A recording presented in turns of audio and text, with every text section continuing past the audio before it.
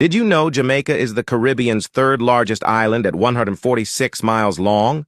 It's just 90 miles south of Cuba and 600 miles south of Florida's coast.